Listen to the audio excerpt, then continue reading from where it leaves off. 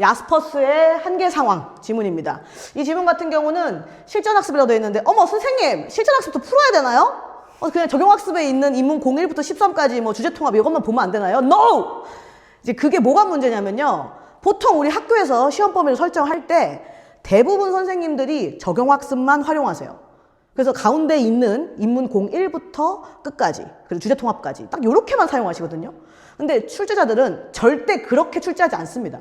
이 영역의 구분은 철저히 책을 만드는 지필진의 의도에 따라서 그냥 구역이 분할된 것 뿐이고요. 이 교수님들은 내고 싶은 거 내십니다. 그러니까 내가 내고 싶은 주제 낸다는 얘기예요. 근데 그것이 실전학습이건 말고 무슨 상관입니까? 내가 실존주의 관련된 거를 연구한 사람인데 실존주의를 내고 싶어. 그럼 내는 거예요. 그래서 이게 실전학습도 풀어야 되나요? 당연히 풀어야죠. 다 하는 겁니다. 그래서 그런 이제 편식은 노노. 그래서 제가 그런 거 가리지 않고 지금 싹 다 훑어가지고 지금 작업을 한 겁니다. 자, 그러면 본격적으로 이제 야스퍼스에 대해서 알아볼 건데 일단 야스퍼스는 실존주의자입니다. 근데 우리가 알고 있는 유명한 실존주의자는 사실 사르트르, 그다음 하이데거 정도가 우리가 많이 들어본 사람이고 야스퍼스는 많이 안 들어봤어요. 근데 글의 학습 순서상 야스퍼스 먼저 보고 하이데거를 보면 더 좋아서 야스퍼스부터 봅니다. 자, 그러면 본문 보겠습니다. 이 독일 철학자, 이분은 독일 사람이에요. 독일 철학자 야스퍼스는 인간을 상황 내 존재로 규정한다 이렇게 돼 있는데 어머 선생님 여기 색깔이 너무 화려한데요? 자, 선생님이 같은 개념들끼리는 같은 색깔로 계속 체크를 일관되게 해놨어요. 그래서 인간을 칭하거나 주체 혹은 인간을 칭할 때는 주황색, 그리고 상황이나 세계 같은 경우에는 노란색, 뭐 이런 식으로 일관된 색깔을 쭉쭉 줬거든요. 그래서 철학은 약간 연두색 이렇게 줬고요. 이 지문뿐만 아니라 다른 철학 지문도 이거에 제가 좀 맞췄습니다. 그래서 한번 이렇게 머릿속에 인식되거나 지정되어 있는 개념은 계속 그렇게 따라갈 수 있게끔 하려고 좀 잡아놨어요. 자, 그럼 볼게요. 계속. 이 야스퍼스가 보기에 인간이라는 건 이런 존재라고 생각한대요. 그래서 자기가 놓여져 있는 그 상황에 대한 물음이 철학의 근원이 되는 시작이다라고 했어요. 자, 이 지문 있죠? 야스퍼스 지문이랑 그 다음 우리 다음에 또 바로 볼 하이데거 지문 있지 않습니까? 이 두 지문의 공통점이 뭘까요? 지금 두 개 다 풀어보잖아요. 자, 공통점이 뭘까요? 존재? 아, 존재. 그러니까 실존주의? 실존주의 관련된 거다라고 하는 거. 근데 조금 더 큰 개념으로 광범위하게 이 글도 그 글도 이렇게 꼭 말하더라라는 거. 화두 정도? 뭘까요? 죽음? 죽음? 아, 그것도 좋습니다. 예, 죽음도 공부적으로 얘기했었고요. 철학은 어디로 가야 되느냐? 그러니까 철학은 뭘 탐구해야 할까? 혹은 철학이 탐구해야 될 방향은 어디로 가야 할까라든지. 그러니까 철학 자체가 가야 할 어떤 그 길 자체에 대해서 탐구하는 것들로 글을 시작해요. 보면. 그래서 여기 보세요. 철학이 시작되는 근원이 어디부터 올라온다고? 스스로에 대한 어떤 물음에서부터 우리 철학은 시작해요. 이렇게 시작합니다. 그럼 하이데거도 마찬가지로 철학은 이렇게 시작해요. 라고 글을 시작하겠네요. 자, 그럼 더 이어서 볼게요. 인간이 상황 내에 존재하고 있다는 그 사실에 대한 스스로 하는 이 자각을 곧 철학의 근본이라고 본다. 그러니까 인간처럼 자각할 수 있는 인간. 자, 강아지. 이제 아닐지도 모르지만, 우리는 모르지만, 강아지나 고양이들은 자기 존재에 대해서 내가 왜 이런 상황에 놓여 있지? 나는 왜 주인이 주는 사료를 먹으면서 나는 왜 여기에 갇혀 있지? 나는 왜 나가고 싶은 산책을 나가고 싶을 때마다 못 나가지? 이런 생각하냐는 거죠. 할지도 몰라요. 우린 몰라. 하지만 우린 안 한다고 보는 거야.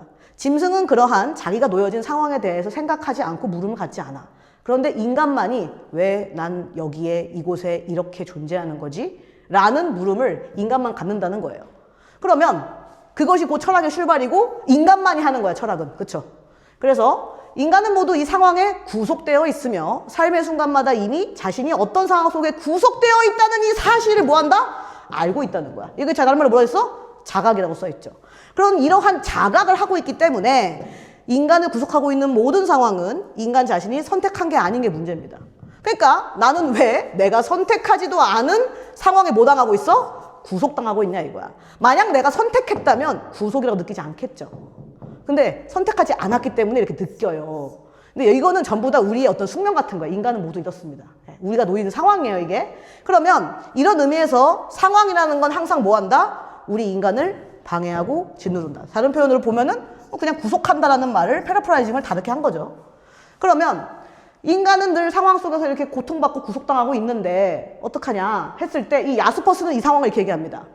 일상에서 접하는 일반적인 상황과 달리, 자 다시 이것과 뭐하다? 달리라고 돼 있잖아요. 그러면 이런 상황이 있고 그 다음에 이런 상황이 있다라고 두 개를 얘기해 줬어요. 자 그럼 문장 구조를 보니까 인간의 능동적인 노력을 통해서 변경할 수 없는 건 이건데 얘는 뭐 할 수 있겠어? 변경할 수 있는 상황인가 보죠. 그쵸? 그래서 능동적인 노력으로 웬만하면 변경할 수 있는 상황이 따로 있고 도저히 인간은 어떻게 해도 바꿀 수 없는 그런 걸 우리가 결정적이다 혹은 근원적이다 이렇게 표현하는 거죠. 지금 이런 상황이 있는데 그 예시가 바로 죽음, 고통, 투쟁, 죄책감 이런 거죠. 그러니까 죄책감을 내가 느낀다라는 것 자체는 죄책감이 느껴지는 거를 내가 어떻게 할 수가 없어요. 왜냐하면 죄책감이 느껴지는 거거든. 고통스러워. 고통을 내가 어떻게 제어할 수 있어요? 고통을 제어하지 못하니까 고통이죠. 죽음을 막을 수 없잖아요. 그러니까 결국은 내가 어떻게 해낼 수 없는 이 능동적인 노력으로 바꿀 수 없는 상황을 뭐라 부르냐면 한계 상황이라고 불렀어요. 한계 상황. 그러면 인간의 한계 끝에서 놓여진 상황이니까 한계 상황이겠죠. 이때 이 한계 상황은 결코 소멸되지도 않고 젠장 없어지질 않아. 또 살아가는 동안 인간과 함께 있는 영원히 같이 있는 거야. 나랑 영원히 같이 가. 따라서 인간은 끊임없이 나를 옥죄고 압도하는 이 한계 상황에 직면하면서도 자신이 결코 이런 상황에서 이게 문제입니다. 밑줄 치세요. 벗어날 수 없음을 인정하려 하지 않는다. 이게 우리 모두가 힘든 이유입니다. 내가 만약에 이 상황에서 벗어날 수 없음을 인정한다면 좀 낫다는 거예요. 누구 생각이야? 이거는 야스퍼스 생각입니다. 싫은데! 인정하기 싫은데! 벗어날 수 있다고 보고 싶은데! 이렇게 생각하면 다르게 갈 수 있겠죠. 그런데 야스퍼스는 뭐하다? 인정했었어야 한다라는 거예요.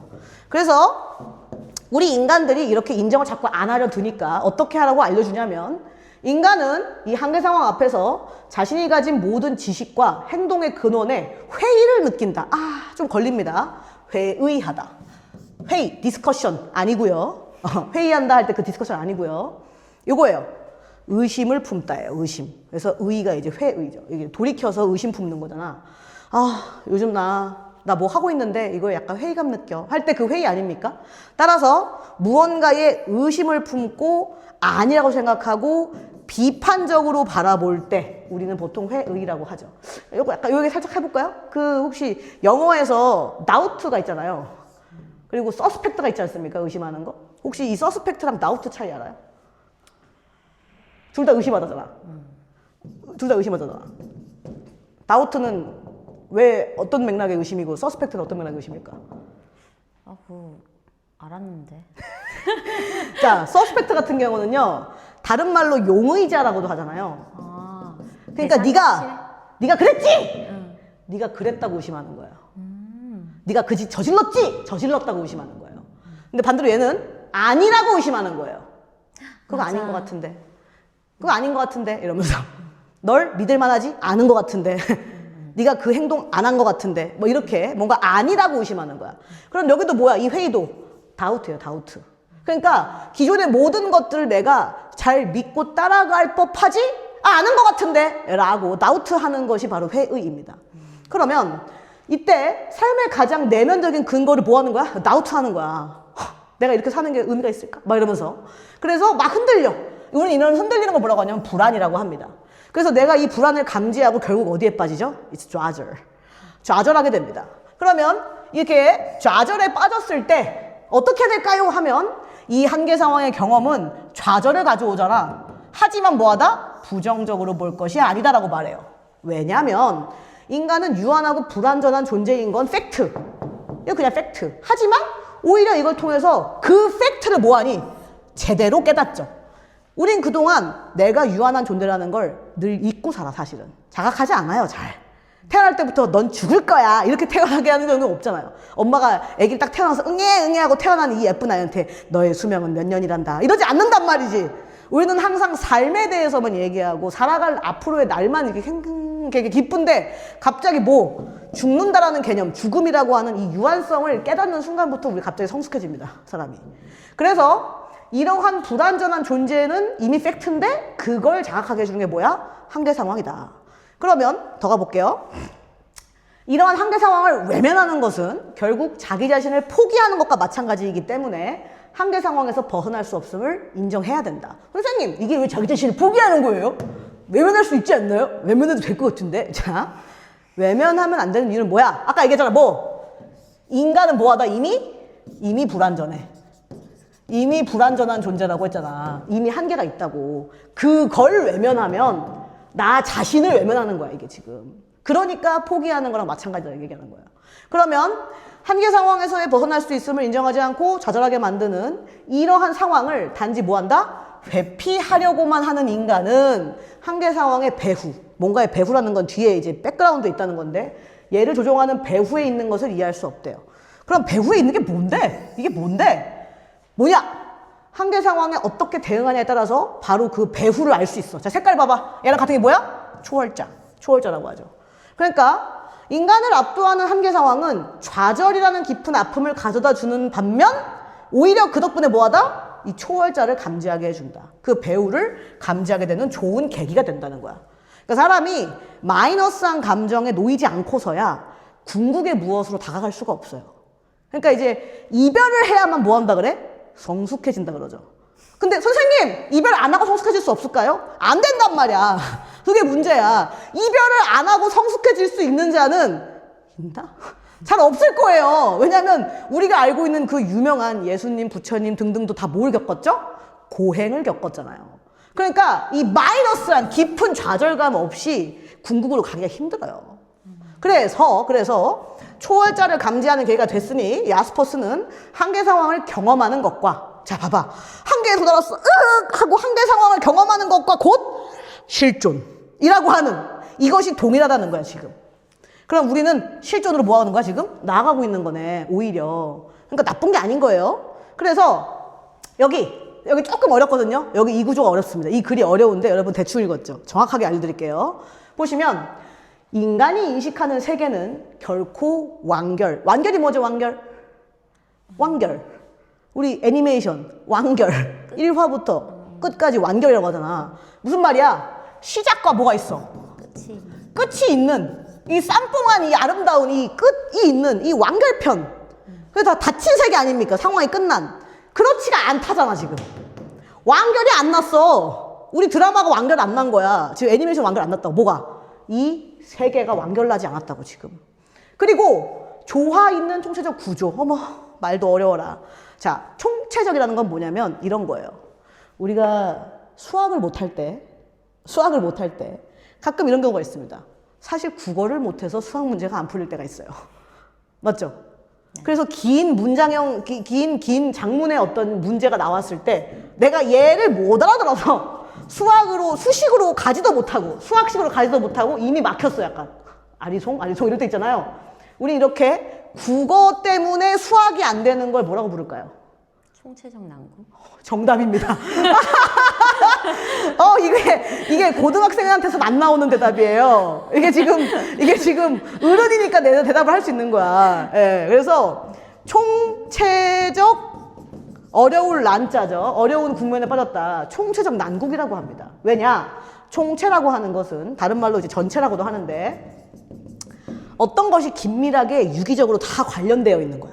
그래서 A라는 요소에서 끝나는 게 아니라 A가 B한테 영향을 주고 B가 C한테 영향을 줍니다. 따라서 A가 건드려지면 모두 움직여, C도 움직여. C가 만약에 D한테 영향을 준다고 치면 A를 건드리면 어디까지가? 파장이 D까지가. 이런 게 바로 전체적이다, 총체적이다 이렇게 얘기해요. 그러니까 여기 모든 것이 조화롭게 예쁘게 째깍째깍 예쁘게 맞물려서 총체를 예쁘게 이루고 있는 조화로운 그런 구조물이 아니래요. 세계는 그렇지가 않대요. 그래서 각 부분들이 맞물려서 조화로운 전체 질서를 예쁘게 이루냐? 아니라는 거야. 우린 간혹 굉장히 무질서하고 굉장히 폭력적이면서 굉장히 불가해한, 이해할 수 없는 상황에 놓일 때가 많단 말이죠. 그리고 명확한 인과의 틀 속에서 한목적성을 지니는 한목적성이 뭐야? 한목적성. 갑자기 원래 이거 법률 용어인데요. 법률 용어로 접근하면 좀 어렵고요. 자, 한목적성이라 함은 사전을 가져왔습니다. 자, 사전 보시면 이렇게 써 있어요. 부분이 전체에 알맞고 또 부분도 자기들끼리 서로 알맞은 것. 그러니까 합이 들었다는 거야. 목적에 맞게끔 다 합이 들어가지고 예쁘게 다 조화를 이룬다. 협력을 잘한다 이거예요. 그러면서 목적을 실현하는 데에 적합하게 다 움직이고 있다는 거야. 뭐가? 각 부분 요소들이 이 목적을 향해 이렇게 다 예쁘게 움직이고 있다는 거야. 그래서 여기 제가 여러분이 이해할 수 있는 언어로 제가 사전 내용을 바꿔놨습니다. 이렇게. 이 글을 이해하기 좋게끔. 뭐냐? 부분과 전체가 조화를 이루고 부분끼리도 조화를 이루는데 각 부분이 전체의 목적을 향하여 째깍째깍 작동하는 상태가 뭐야? 한목적적인 거예요. 그러면 이 세계가 그렇냐는 거야. 어떤 특정 목적이 있어. 큰 목적이 있고 그 목적을 향하여 우리 이 세계가 모두 작동하고 있냐 이거야. 아니라는 거거든. 그런 거 없다는 거거든. 그러니까 아니 완결도 안 났고 총체적으로 조화롭게 지금 돌아가는 것도 아니고 심지어 목적도 없어요. 이게 뭐예요? 진짜 이거야말로 솔직히 난국이죠. 그러니까 이러니까 뭐하다? 이해가 안 되는 게 당연하죠. 이해가 안 돼. 뭐가? 이 세상은 왜 이해가 안 되는 줄 알아? 인간이 인식하기 때문에 안 되는 거예요. 다시 그냥 안 써있어. 뭐라고 써있어? 인간이 인식하는 그 수준에서 세계는 결코 완결되지도 않았고 이렇지도 않고 저렇지도 않고 안 된다 이거야. 좀 쉽게 얘기할게요. 인간의 인식을 넘어선다예요. 그냥 이 세계는 인간의 인식을 넘어선다. 뭐 인간의 인식이라는 건 약간 뭐 해야 돼? 완결되기도 해야 되고 그 다음 총체적 구조를 띄워줘야 돼요. 그래 우리가 납득이 되거든요. 인과관계도 같이 잘 잡혀 있어야 되고 특정 목적을 위하여 부분이 움직여주고 이런 게 다 이렇게 이해가 되는 방향은 이게 있는 거예요. 다. 그러면 인간이 납득이 되고 인식이 되고 이해가 돼요. 근데 그렇지가 않아요. 이 세계가 지금. 그래서 인간의 인식으로는 납득이 안 된다. 그게 바로 세계의 상태다 이거야. 자 그렇다면 우리 어떻게 해요? 자 이런 겁니다. 세계는 그 뭐만 자체만으로는 이해가 되지 않아. 그래서 그 정도로 불완전한 것이기 때문에 왜? 인간의 인식을 넘어서니까. 그러니까 이러한 사실을 깨달을 때 오히려 내가 이해할 수가 없구나를 깨달을 때 인간은 비로소 초월자한테 진짜 다가갈 수 있는 거야. 당신 제가 이해할 수 없군요 라고 인식하면 오히려 당신을 만날 수 있다는 거야. 그 당신이 바로 초월자입니다. 그래서 인간 이상의 것 혹은 인간을 넘어서서 뭔가 그 뒤에 숨겨져 있는 어떤 배후의 존재 그게 바로 초월자입니다. 참고로 이 사람은 종교적 실존주의자예요. 그러다 보니까 종교적 차원에서는 이제 신 얘기를 하는 거죠. 신. 그런데 초월이란 무엇일까요? 초월. 초월자 하니까 갑자기 약간 이런 느낌인데 초월은 이렇게 써 있습니다. 이렇게. 보세요. 초월 자체는 그냥 뭘 넘어서면 초월이에요. 근데 이거 심지어 국어사전에 있는 거예요. 국어사전에. 국어사전에 뭐라고 돼 있어? 제시돼 있지. 스콜라 철학은 이렇게 말하고 칸트는 이렇게 말하고 실존 철학은 이렇게 얘기한다. 우리 뭐만 보면 돼. 이것만 보면 되겠네. 이렇게. 이거잖아 이거 지금. 그래서 무자각적인 자각이란 말 아까 봤었죠. 인간이 자각한다. 지각한다. 그러니까 자각을 하지 않고 나의 유한성이라든지 한계 상황이라든지 이런 거를 자각하지 않고 일상적 존재로만 살아가고 있다가 뭐 하는 거야? 철학적 자각이 딱 들어가는 거지. 그러면 뭐 해? 초월자를 만날 수 있는 이제 계기가 된다 이거야, 지금. 그래서 무자각적 상태에서 뭔 자각? 철학적 자각 상태로 우리가 다 나아가야 한다는 거야. 실존으로 나아가야 된다 이런 얘기죠. 자, 그러면 마지막 초월자는 인간의 언어로 설명이 안 됩니다. 이제 규정될 수도 없고 규정한다는 건 뭔가를 이제 이거야 라고 딱 집어서 말하는 게 규정이잖아요. 근데 규정의 한자어를 이제 사전 뜻을 보면요. 내용이나 성격 따위를 잘 밝혀서 설명해 놓는다 이건데 정할 수 없다고 뭐 인간의 언어로 의미를 따당 이거양 하고 못 정해요. 왜냐면 정할 수 있으면 걔는 지식이 됩니다. 정할 수 있으면 지식이에요. 보편타당한 지식이 돼요. 객관적인. 그게 안 된다고 지금. 안 되고요. 두 번째, 표상을 통해 표상이 뭐냐 이거야. 표상은 이거예요. 추상적인 걸 어떻게 구체적인 형상으로 형상화하면 돼요. 그게 표상이에요. 머리카락, 눈, 입 다 구체적이죠. 그런데 그 구체적인 표정들이 보이죠 다? 이러한 구체적인 사례를 가지고 인간 의지를 뭐하고 있어? 표현하고 있죠. 인간 의지가 뭐예요? 추상적이잖아요 지금. 이 말 이해됩니까? 그러니까 추상적인 걸 구체적으로 표상한다는 거야. 이게 전부 다 모조리 우리가 문학에서 배우는 의인법, 은유법, 직유법 막 이런 거 다 비유에 다 들어가는 거예요. 그러면 다시 돌아와서 자, 우리 이제 표상 알았습니다. 뭐 방금 봤듯이 그런 태극기를 한민족으로 표상하는 그런 식으로 표상을 초월자에 대해서 할 수 있냐 이거야. 자, 초월자를 우리 한번 표상으로 바꿔볼까요? 안 떠오른다는 거죠. 초월자를 모르는데 언어로 규정도 못했는데 내가 표상을 어떻게 합니까 그거를. 이게 추상적인 건 맞거든요. 근데 구체화를 할 수가 없어요. 모르니까. 그래서 표상으로도 인식이 안 돼요 지금. 그 다음 추론을 통해 도달할 수 있는 것도 아니다. 추론이라는 것은 내가 원래 알고 있는 걸 바탕으로 새로운 걸 미루어 짐작하는 그런 우리가 추론 능력이라고 하잖아요. 내가 뭔가를 내가 알고 있는 지식이 이렇게 있어. 그 지식을 바탕으로 아 초월자는 이런 거야 라고 추론할 수 있냐는 거지.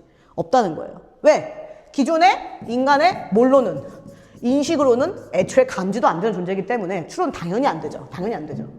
따라서 아 알았어. 초월자는 어떠하냐면 방금 내가 얘기한 거 세 가지입니다. 뭐? 이러한 어떤 이러한 초월자는 나와 만날 수 있어. 어쩔 때? 내가 좌절할 때. 내가 한계 상황에 놓여서 그걸 직면하면서 좌절하고 직면 딱 하면 초월자와의 만남이 이루어집니다. 그래서 인간은 그때 비로소 실존할 수 있는 거예요. 근데 이걸 반대말로 써놨죠? 만남 없이 실존할 수 없다. 그럼 만남이 있다면 실존할 수 있다라는 말이 돼요. 그래서 이게 된다면 이것도 된다 이 말이야. 그러면 인간은 한계 상황의 경험을 통해서만 초월자 앞에 설 수 있어. 오직 뭐? 이것의 경우에 동할 수 있어요. 한계 상황을 반드시 경험해야 한다는 말이겠네요. 그래서 초월자는 오직 자기의 한계 상황을 자각하고 자신의 실존을 찾고자 하는 인간을 뭐라고 표현하냐면 as 가능적 실존, possible. 실존이 가능하다 이거야. 그래서 가능적 실존한테만 그것도 대상도 아닌 비대상적 존재. 말이 너무 어려워요. 자, 쉬운 말로 바꿀게요. 대상으로 만든다는 걸 대상화라고 합니다. 어떤 거를 내가 이해할 수 있게끔 이렇게 대상으로 잘 설명하는 걸 대상화라고 하는데 대상화가 안 되면 비대상적인 거예요. 아니 대상화를 모르는데 갑자기 비대상이라고 하면 어떡하냐. 자, 다시. 아, 또 어려운 말 했네 내가. 자, 보세요. 대상화 갈게. 보시면 뭔가를 대상화한다는 건 예시가 이런 거예요. 자, 이렇게 해보자. 자아의 대상화. 자, 자기 자신을 내 이름을 불러가면서 땡땡아 정신 차려. 지금 이렇게 할 때야? 얼른 공부하자. 이렇게 나한테 내가 말 걸었죠. 이게 나를 대상화하는 거예요. 왜냐면 나는 대상이 아니고 주체거든.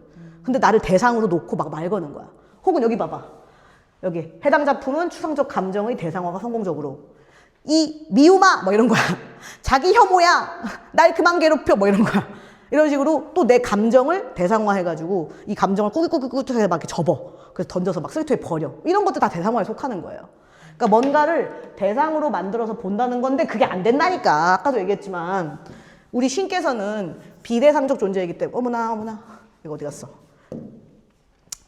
이 신께서는 비대상적 존재이기 때문에 절대로 우리가 이렇게 대상화를 할 수가 없어요. 그래서 직접적으로 나타나는 것이 아니라 뭐야? 암호로 나타난다. 아, 참 표현 이상하죠?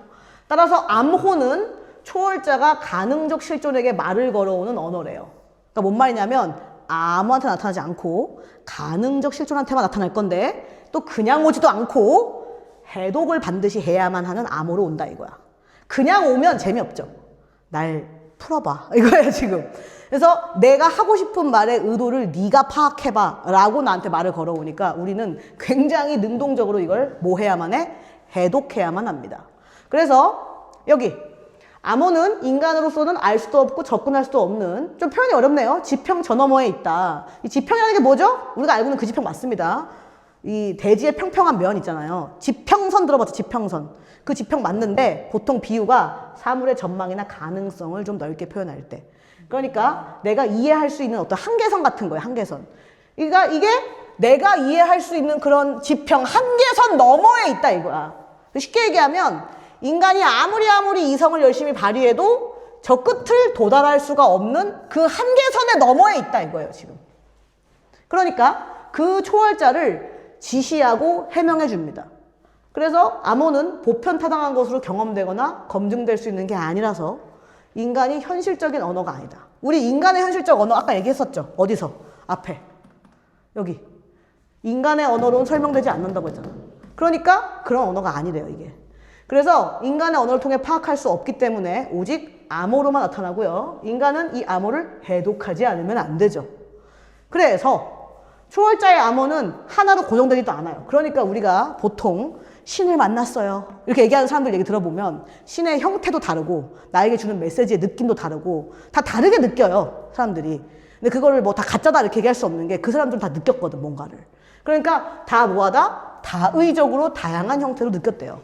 그러면 이러한 암호는 실존이 되려고 노력하는 인간에 의해서만 각자의 방식으로 해독된다. 따라서 암호의 해독 과정을 통해서 인간이 자신의 실존을 회복할 수 있다고 보았다. 자, 글 끝났습니다. 하나 걸리는 게 있어요. 다 좋았거든요. 실존 찾기! 우후! 실존! 가능적 실존! 오케이. 왜 회복이라고 했을까요? 마음에 좀 걸립니다. 왜 회복이라고 하죠? 회복의 뜻이 뭐야? 원래의 상태로 뭐한다? 돌아간다예요. 그 말은 실존을 원래는 갖고 있었다는 거잖아. 근데 잃어버렸다는 거잖아. 다시 찾으라는 거잖아. 맞죠? 그러니까 이 마지막 말을 보면 회복을 쓴 의도를 느낄 수 있죠. 사실 이 글에서 주진 않았지만, 정보를 주진 않았지만 여기 인간을 원래부터 실존을 지녔다가 잃어버린 존재로 봅니다, 야스퍼스는. 근데 안 줬지만 마지막 한 글에서 이렇게 살짝 건드렸어요. 그래서 왜 잃어버렸는지 안 나와, 본문에 없어. 그리고 야스퍼스 철학에 대한 추가 설명이 없으면 이해할 수 없죠. 절대 이해할 수 없죠. 하지만 실존을 잃어버렸다까지는 이해할 수 있죠. 거기까지 우리가 추론이 가능합니다, 지금. 이해돼요? 그래서 이제 사실 제가 설명을 드리면 제가 긁어왔어요. 정보를 긁어왔어요. 실존을 잃어버린 게 왜 그러냐면요. 일상 속에 매몰되어 자기의 잠재력을 실현하지 못하는 상태를 실존하지 못하는 상태로 보는 거예요. 그럼 우리는 일상 속에 매몰되지 않고 잠재력을 실현하면 뭐 하는 거야? 실존을 회복하는 거야. 이해되시죠? 그럼 여러분의 잠재력을 빨리 한껏 다 끌어올리세요. 실존하세요. 라는 게 야스퍼스가 하고 싶은 말이겠죠. 근데 그러려면 뭐 하라고? 초월자를 감지하세요. 그러려면 뭐 하라고? 한계 상황에 놓이세요. 그러려면 뭐라고? 한계 상황을 직면하세요. 예를 들면 죽음 같은 것이라고 하는 거죠. 그래서 거기까지 하면은 이제 본문 내용이 다 끝났다. 자, 그러면 2024학년도 고1 9월 학평 왜 주는 거죠? 같이 읽으면 좋아서 드리는 거예요. 여기 자스퍼스가 이렇게 얘기합니다. 죽음은 나와 함께 변한다 라고 말하면서 자신의 죽음을 어떻게 받아들이냐에 따라, 자, 표현 좀 바꿔볼게. 한계 상황에 어떻게 뭐 하냐? 대응하냐에 따라 라고 본문 표현으로 바꿔 쓸 수 있겠다. 그쵸? 그래서 이러한 죽음은 보편적이고 객관적인 사실일 수도 있고 주관적 의미를 지닌 것일 수도 있대요. 그러면서 이때 전자의 경험은 죽음을 모든 것을 무의미하게 만들어버리는 허망한 종말로 인식하는 데 그치지만 여기에 그친다는 걸 봐서는 이렇게 보지 말라는 거죠, 지금. 그럼 어떻게? 후사로 갑니다. 내 태도에 따라, 어때? 태도에 따라, 대응 방식에 따라 죽음의 의미를 제대로 판단하고 참다운 자기 자신. 자, 참다운 자기 자신이 뭐야? 잠재력을 발휘하고 사는 자기 자신. 그 자신으로 실존할 수 있게 된다. 그래서 이 태도가 어떤 태도여야 되냐면 실존을 찾으려고 드는 자를 뭐라고 부른다 그랬어? 가능적 실존이라고 그랬죠. 그러니까 가능적 실존이라면 당신은 실존으로 나아갈 수 있어요. 여러분, 뭐 이런 내용입니다. 괜찮죠? 그래서 넘어가면 자, 이제 본격적으로 문제 갑니다. 첫 번째. 여기 지금 견해를 적절하지 않은 것은 했는데 너무 쉬워요. 쉬우니까 여기 있는 자료를 찬찬히 읽어보시면서 이건 확인하시고요. 틀린 것만 위주로 볼게요. 인간은 자기가 선택하지 않은 상황에 놓였기 때문에 뭐한다? 구속됐다고 느낀다고 했잖아요. 그래서 문장 붙였습니다. 정답은 2번이고요. 그 다음에 여기 5번. 여러분 중요한 게 있어요. 적절한 거를 물어봐요, 지금. 그치? 적절한 걸 물어볼 때는 보통은 한 80% 이상 주제가 답입니다. 다시. 적절하지 않은 걸 물어보는 건 좀 달라요. 적절한 걸 물어보고 심지어 기억이나 A나 B 같은 거를 체크해가지고 그걸 물어보잖아요. 그러면 여러분들이 뭐 할 수 있냐면 주관식으로 답하는 연습을 할 수가 있어요. 스스로 노력해야 돼. 밑에 선지 보지 말고 뭐해? 기억의 이유가 뭐지? 이렇게. 그러면 밑에 거 보지 말고 한계 상황의 경험은 본적으로 볼 것이 아니다 라고 기억에 써 있잖아. Why? 왜죠? 보지 말고 왜죠?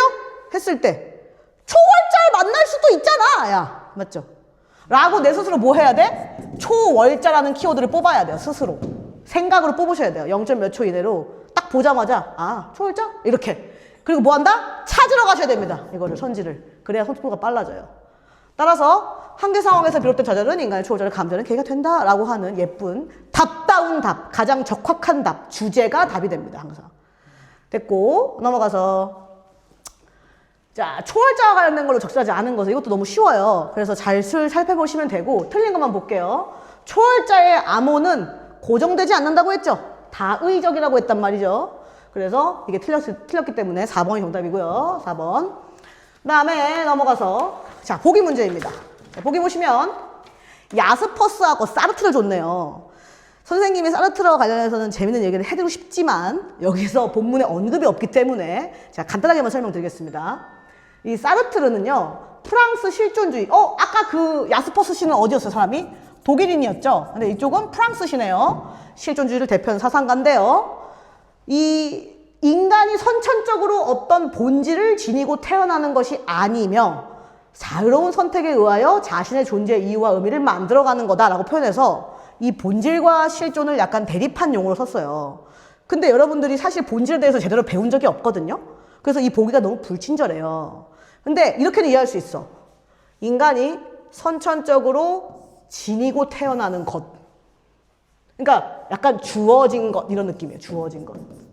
그러니까 어떠한 본질을 부여받았다. 주어졌다.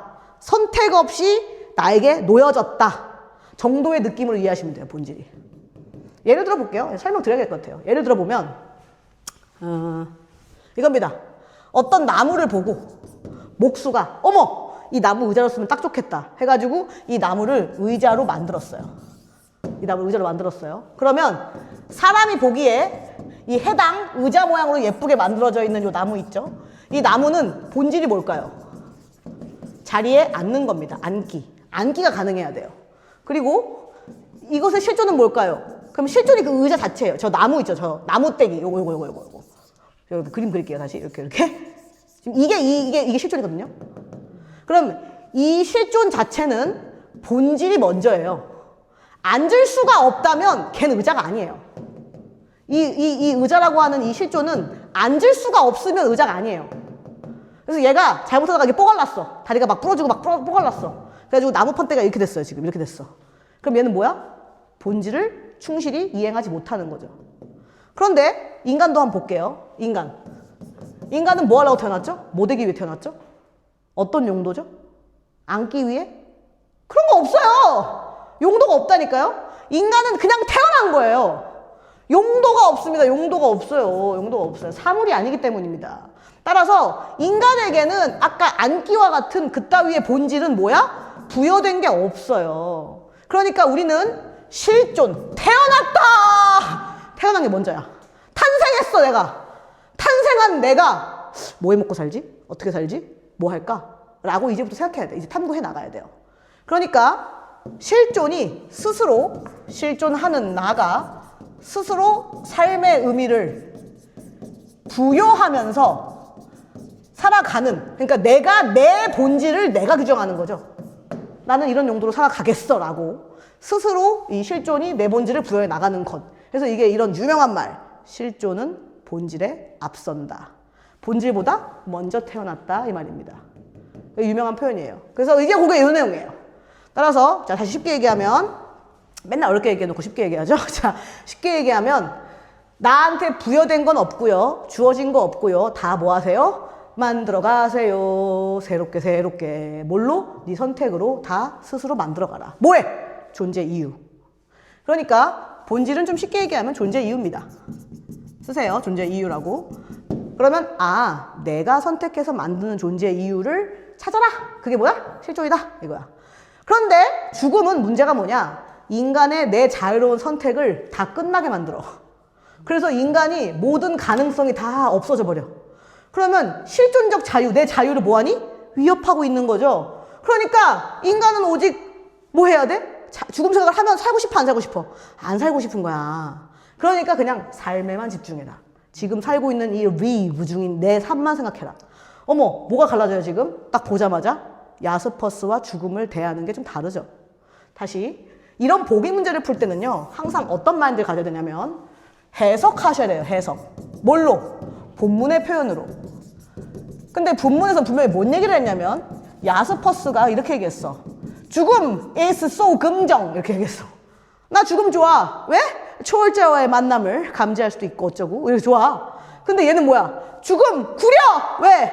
날 방해하니까. 이렇게 얘기했단 말이야. 그럼 뭐야? 죽음을 대하는 태도가 사르트르랑 야스퍼스가 다르잖아 라고 해석하셔야 됩니다. 그러면서 뭐 여기 자유로운 여기 실존을 회복하기 위하여 자신이 만들어 나가는 삶과 거기에 영향을 받는 다른 사람들의 삶에 대한 책임을 온전히 짊어지는 참여를 강조하였다. 이러한 책임이라는 개념은 나온 바가 없었죠. 그러면 새롭게 나오는 게 뭐야? 아, 사르트르는 책임을 강조하는구나. 이런 게 나와 있죠. 그리고 내가 선택한 삶이기 때문에 그 내가 선택한 삶 때문에 불안을 느끼는 거야. 내가 선택 안 했으면 사실 불안할 게 없어요. 억압은 느끼겠지만 불안할 게 없어요. 내 선택이 옳은 걸까? 그게 불안한 거야. 내 선택이 100% 옳으면 왜 불안하겠어요. 근데 100%가 어딨냐고 이 세상에. 그러니까 내가 뭔가를 선택할 때마다 불안하죠. 그리고 그 선택이 곧 영향을 뭘 줘? 남한테도 영향을 줍니다. 내가 대학을 어디 갈지를 결정하는 것이 나한테만 영향을 주는 게 아니라 우리 엄마, 아빠, 혹은 내 친구, 혹은 누군가에게 영향을 준다니까요. 그러니까 내 선택이 끼칠 수많은 세상의 영향과 나의 삶과 이 흔들릴 모든 것들까지 고려하여 이 책임을 뚜벅뚜벅 온전히 짊어지고 나아가야 하는 것이 뭐다? 실존이다. 이제 이렇게 얘기하는 거예요. 자, 그렇다면 이 아저씨 얘기도 되게 타당해 보이지 않습니까? 틀려 보이지 않죠? 다 맞는 말 하는 것 같아요. 자, 그러면 결론. 이 사람이 볼 때 실존 회복이란 자유로운 선택으로 삶을 만들고 거기서 오는 책임을 온전히 짊어지는 것. 이 정도가 이제 사르트르가 보는 거예요. 자, 간단하네. 적절한 거 물어봤죠? 방금 뭐가 달랐어? 죽음에 대해서 논하는 게 좀 달랐고 실존 회복을 하려면 어떻게 해야 되는 거고 불안을 좀 다루는 게 달랐잖아요. 불안하기 싫으면 어떡할까요? 하는 해법이 달랐단 말이야. 그러면 여기 제가 정리했습니다. 보세요. 실존을 회복하자! 이건 공통점이에요. 그런데 불안의 원인을 야스퍼스는 한계 상황을 경험하니까 라고 했어요. 근데 사르트르는 자유로운 선택을 하니까 거기에는 책임이 따라. 그것 때문에 불안한 거야. 힘들지, 버겁지. 내 선택의 버거움을 느끼는 거야. 그 다음 죽음은 거기서 무슨 기능을 할까요? 그러면 긍정적 기능을 하죠. 초월자를 감지하게 해주죠. 근데 얘는 어때? 내 자유를 위협하죠. 그 다음 극복 방식을 줄 때 뭐야? 초월자의 암호를 해독하래. 근데 얘는 뭐예요? 그 불안을 극복하려면 불안을 극복할 방법은 뭐예요? 삶에 대한 온전한 책임을 감당하면서 뭐에 집중해라? 삶에만 집중해라. 그게 극복 방식이었어. 불안의 극복 방식이었어. 맞죠? 그러면 여기 A는 이렇게 만든다고 보았고 B는 이렇게 만든다고 보았다. 한마디로 죽음을 공통점을 가지고 얘기했죠. 그러니까 딱 보자마자 공통적으로 묶을 만한 게 저거밖에 없어요. 그러니까 이게 딱 보자마자 나와 있는 거죠. 그래서 죽음의 기능과 관련된 것. 사실은 A는 이렇게 말하기보단 이게 틀린 말은 아닌데 얘는 지금 여기 가운데 껴있죠. 이렇게 지금 이렇게 껴있죠. 맞죠? 그러니까 얘는 사실 이선지보다는 이걸 쓰면 더 좋아요. 왜냐면 궁극적으로 초월자를 감지하게 해주잖아요. 맞지 않습니까? 그러니까 유한성을 깨닫게 하는 거는 긍정으로 보여? 부정으로 보여? 약간 부정으로 보인단 말이야. 그 부정으로 보이는 게 긍정적인 이유는 얘 때문이거든. 그럼 입장적으로 봤을 때 A는 죽음을 긍정으로 보고 B는 죽음을 부정으로 보기 때문에 이걸 극명하게 보여주려면 이런 선지를 만들 게 아니라 초월자 감지라는 선지를 넣어줘야 더 극명하게 대비돼서 좋죠. 그래서 이제 이렇게 썼으면 더 좋지 않았을까라고 저는 생각을 합니다. 여기까지 괜찮니? 좋습니다. 마무리 끝! 후!